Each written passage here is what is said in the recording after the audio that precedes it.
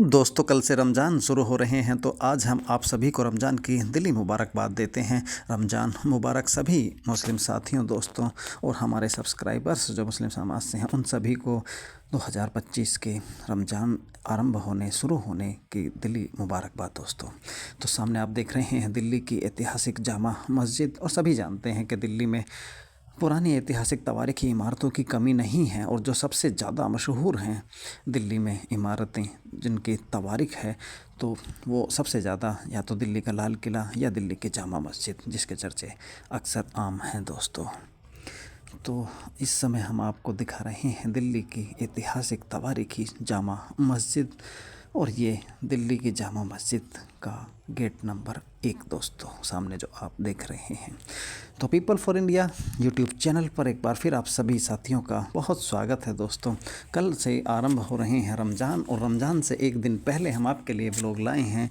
दिल्ली की जामा मस्जिद का। दोस्तों, तो सभी को रमज़ानों की दिली मुबारकबाद। दोस्तों, रमज़ान मुबारक साथियों। तो दोस्तों, आज हम बताएंगे दिल्ली की जामा मस्जिद की कई ऐसी कहानियाँ जो शायद आप नहीं जानते होंगे। ये गेट नंबर 2 है। दोस्तों, पहले हमने आपको गेट नंबर 1 दिखाया और ये गेट नंबर 2 है। तो बाहर से अभी हम आपको ये दृश्य दिखा रहे हैं, और ये गेट नंबर 2 है। इसी से हम आपको अंदर लेकर के जाएंगे और अंदर जामा मस्जिद के तमाम दृश्य आपको दिखाएंगे। दोस्तों, सबसे पहले शुरुआत करते हैं कि इसको किसने बनाया। तो सभी जानते हैं, और जो नहीं जानते हैं, जिनको नहीं पता है, उनको हम इस व्लॉग में बता देते हैं कि मुग़ल बादशाह शाहजहाँ ने इस मस्जिद का निर्माण कराया था, और 1650 में खुद बादशाह ने एक ऊंची जगह पर दिल्ली में इसकी बुनियाद अपने हाथों से रखी थी। दोस्तों, तो 1650 में मुग़ल बादशाह शाहजहाँ के हाथों इस मस्जिद की बुनियाद रखी गई थी। 1650 से 1656 तक इसमें 6 साल लगातार काम, इसका निर्माण कार्य चलता रहा। दोस्तों, और कुल मिलाकर 6 साल में इसका निर्माण पूरा हुआ। और लागत की अगर हम बात करें दोस्तों, तो उस समय पर इस मस्जिद के निर्माण में कुल मिलाकर उस समय 10 लाख रुपए से ज़्यादा का खर्च आया था। और वो तब है जबकि आप इस बात से अंदाज़ा लगा सकते हैं कि उस समय 10 लाख रुपए की वैल्यू क्या रही होगी, कि उस समय पर जो मिस्त्री हैं उनकी जो मज़दूरी होती थी वो 2 पैसे होती थी, और जो मज़दूर हैं मज़दूर की मज़दूरी 1 पैसा होती थी।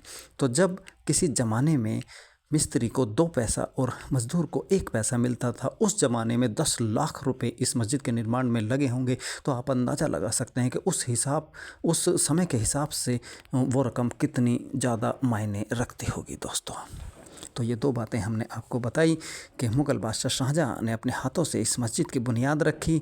दूसरी बात कि 1650 में इस मस्जिद का निर्माण कार्य आरंभ हुआ और 1656 में पूरा हुआ, यानी 6 साल तक इसके निर्माण, इसकी बनने की प्रक्रिया चलती रही, और 6 साल में ये बनकर पूरी हुई। दोस्तों, और तीसरी बात जो हमने आपको बताई कि उस समय पर जब किसी ज़माने में 2 पैसा मिस्त्री को और 1 पैसा मज़दूर को उसकी मज़दूरी के रूप में मिलता था, तब 10 लाख रुपए इस मस्जिद के निर्माण में खर्चा आया। दोस्तों, इसी बीच अंदर हम आपको लेकर के दाखिल हो चुके हैं। ये देखिए शानदार मीनार मस्जिद की, और ये सामने का हिस्सा कितना भव्य, कितना शानदार नज़ारा। दोस्तों, रोमांचित कर देने वाला ऐतिहासिक धरोहर भारत की दिल्ली की ऐतिहासिक तवारीखी जामा मस्जिद। दोस्तों, ये देखिए, ये सामने वजू के लिए हौद में पानी भरा हुआ है। दोस्तों, आप देख सकते हैं।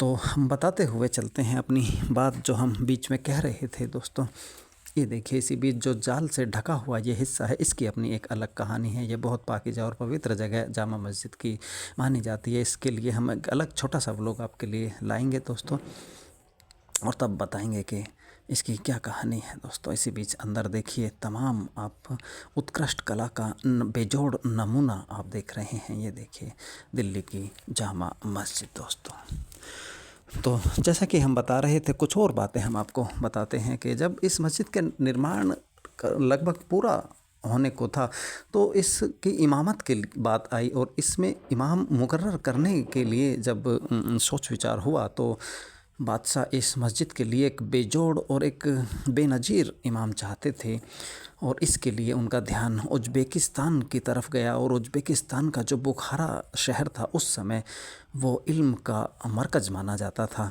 और दोस्तों उज़्बेकिस्तान के बुखारा से ताल्लुक़ रखने वाले हज़रत सैयद अब्दुल गफ़ूर शाह बुखारी साहब पहले इमाम इस मस्जिद के मुकर्रर किए गए थे दोस्तों। मस्जिद के निर्माण के बाद जो पहली ईद आई तो इन्हीं की इमामत में बादशाह शाहजहाँ ने ईद की नमाज़ अदा की दोस्तों, और उसके बाद इन इमाम साहब को उन्होंने शाही इमाम का खिताब नवाजा दोस्तों। और इसके बाद से तो जितने भी मुग़ल बादशाह हुए उन सभी की ताजपोशी शाही इमाम जामा मस्जिद के हाथों से ही हुई दोस्तों। पहली बार बादशाह औरंगज़ेब की ताजपोशी शाही इमाम जामा मस्जिद के हाथों हुई दोस्तों, और आखिरी बादशाह की ताजपोशी के रूप में बहादुर शाह जफ़र जो अंतिम मुग़ल बादशाह थे उनकी ताजपोशी हुई दोस्तों जामा मस्जिद के शाही इमाम के हाथों ही दोस्तों। जामा मस्जिद से जुड़ी हुई एक और बात हम आपको बताते हैं दोस्तों कि जब जामा मस्जिद का निर्माण कार्य चल रहा था तो कुछ लोगों ने बादशाह शाहजहाँ से जाकर के शिकायत की कि मस्जिद का जो निर्माण कार्य है वो बहुत धीमी रफ्तार से चल रहा है और उतना ज़्यादा तेज़ी से नहीं चल रहा है जितना चलना चाहिए। तो बादशाह ने निर्माण कार्य के जो सदर थे, हेड थे, उनको तलब किया, बुलाया और उनसे पूछा कि आखिरकार मस्जिद के निर्माण में इतना देरी क्यों हो रही है। तो उन्होंने बताया कि मस्जिद का जो अंदरूनी हिस्सा है उसका जो फ़र्श है उस फ़र्श में लगने वाले हर पत्थर पर एक कुरान पाक को पढ़ करके दम किया जा रहा है, उसके बाद उसको लगाया जा रहा है, इस वजह से देर लग रही है। तो सुनकर बादशाह बहुत खुश हुए।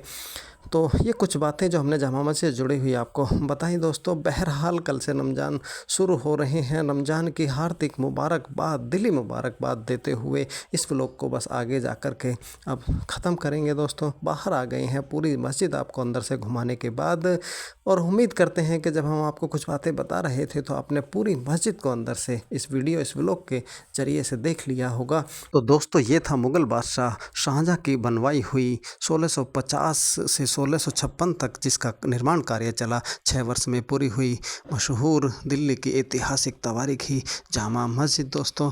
तो व्लॉग कैसा लगा ज़रूर बताइएगा। फिर किसी दिन फिर किसी नए व्लॉग में आपसे होगी मुलाकात। रात के समय देखिए बाहर का जो सीन है, दृश्य है, वो ऐसा दिख रहा है जामा मस्जिद के बाहर, और कल से और रौनक बढ़ जाएगी क्योंकि कल पहला रमज़ान है दोस्तों। तो दोस्तों आप देख रहे थे पीपल फॉर इंडिया 2560। चलते हैं, फिर मिलेंगे।